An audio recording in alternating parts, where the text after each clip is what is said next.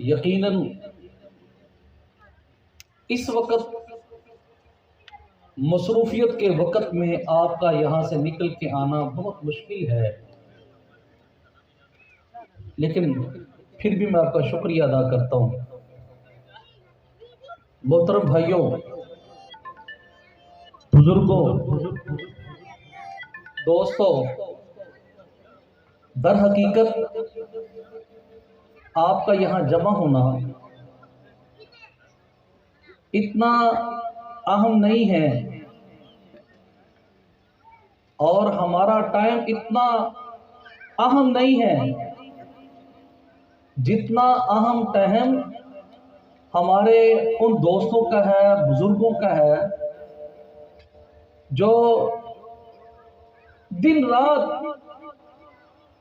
اس تگ و دو کے اندر ہے، آپ لوگوں کی وکالت کر رہے ہیں، گلی گلی میں، محلے محلے میں جا کر آپ لوگوں کی وکالت کرتے ہیں۔ کیوں؟ کس لیے؟ ان کو کس چیز کی لالچ ہے؟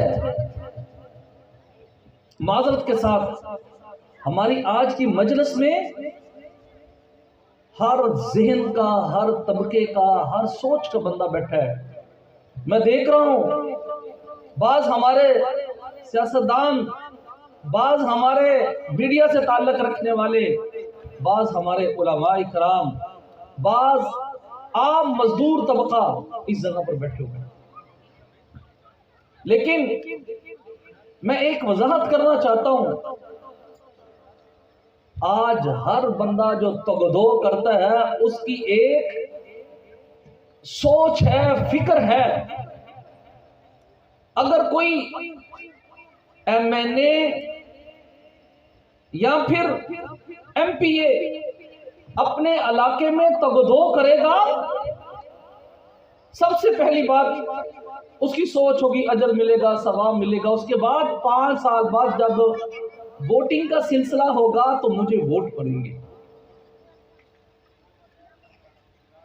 ایک عام بندہ نیکی کرے گا گلی میں، محلے میں، اس کی سوچ کیا ہوگی؟ میری چند ایک لوگوں میں لوگ تعریف کر دیں گے، اللہ سے اجر لے لوں گا۔ ایک عالم دین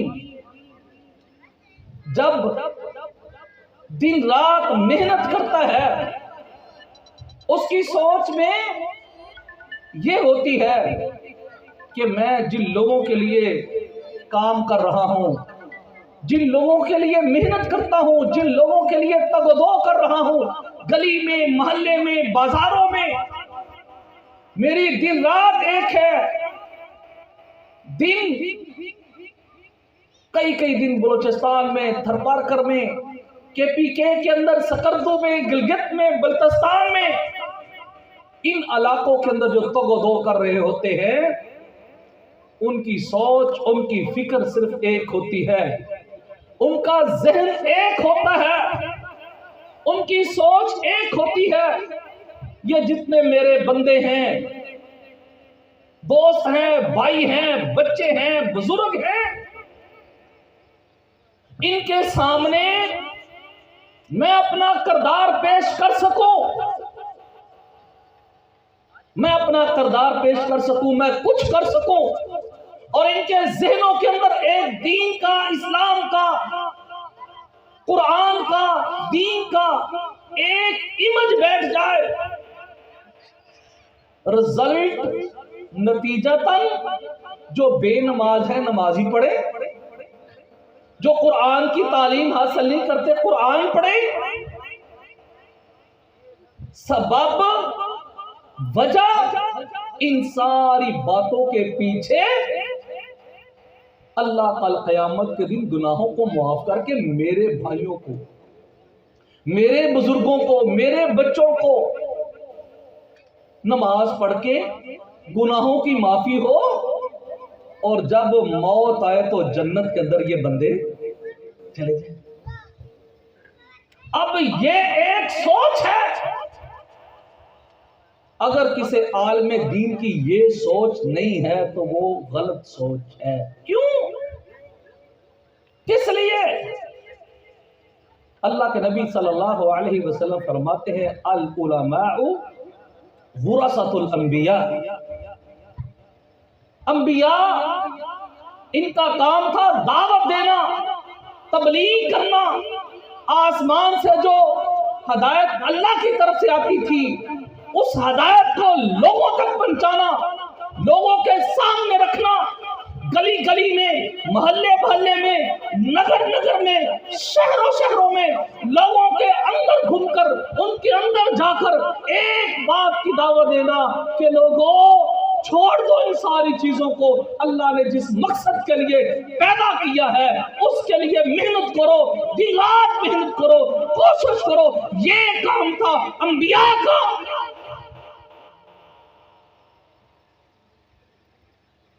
نبی صلی اللہ علیہ وسلم خود فرماتے ہیں کہ لوگ جہنم کے گڑھے کے اندر گر رہے ہیں، میں لوگوں کو پیچھے سے پکڑ پکڑ کر کھینچ رہا ہوں. کس کی طرف؟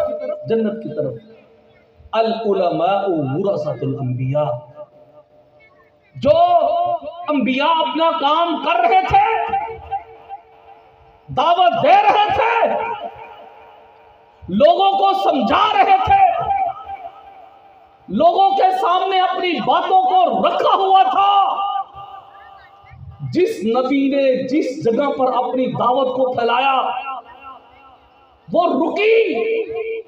اس کے بعد انبیاء کا جو کام تھا، انبیاء کے ذمہ جو اللہ نے کام لگایا تھا، وہ کیا فرمایا؟ العلماء ورثۃ الانبیاء. یہ دعوت کا کام رکا نہیں ہے.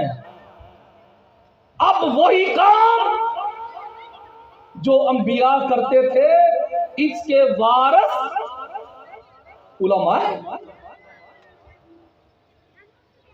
اس کے وارث علماء ہیں. اب وہی تگ و دو، بھاگنا، دوڑنا، محنت کرنا، کوشش کرنا، اپنے دعوت کو، تبلیغ کو، قرآن کو جو نازل ہوا ہے آسمان سے اس کو لے کر گلی میں، محلے میں لوگوں کے سامنے رکھنا. لوگوں وہ دین نہیں ہے، وہ آپ کی محنت، کوشش، بھاگنا، دوڑنا، یہ رائگاں ہے.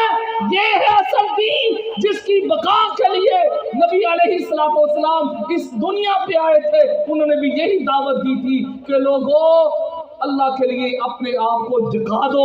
یہ دنیا کے کام آپ کو لمبا سفر نہیں کروا سکتے. لمبا سفر آخرت کا سفر ہے، اور آخرت کا سفر دین اسلام میں ہے، قرآن کے اندر موجود ہے. یہ تھا کام انبیاء کا.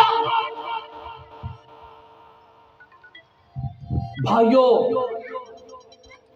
بزرگوں، میں اصل آپ کو بتلانا چاہتا ہوں انبیاء کے کام میں اور علماء کے کام میں بس اتنا سا فرق ہے کہ علماء، اب کا علماء اگر صحیح دعوت دیتا ہے، صحیح تبلیغ کرتا ہے، حق بیان کرتا ہے، اپنی شب روز لگاتا ہے، اپنے وقت کو لگاتا ہے، اور اس کے سامنے کسی قسم کی کوئی لالچ نہیں ہے، کسی قسم کی کوئی تما نہیں ہے. ایک ہی اس کی لالچ ہے کہ قولو لا الہ الا اللہ. میری گلی میں، میرے محلے میں، میرے گاؤں میں، میرے شہر میں کوئی بندہ ایسا نہ رہے جو دین اسلام کی سمجھ بوجھ نہ رکھے.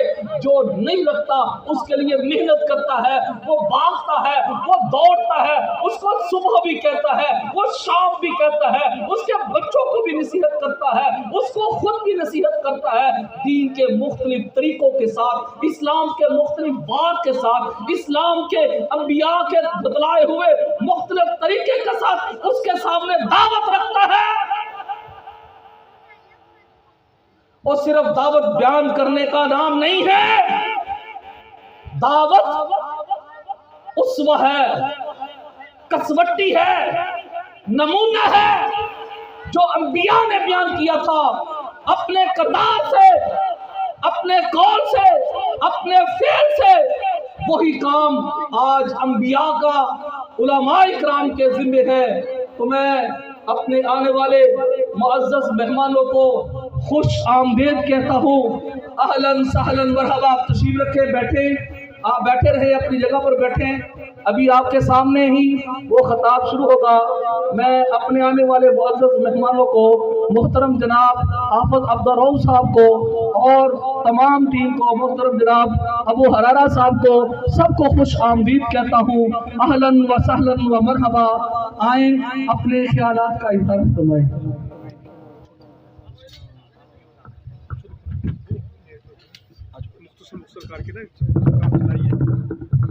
کھڑے ہونے والا نظام بناؤ، بیٹھنے والا بناؤ۔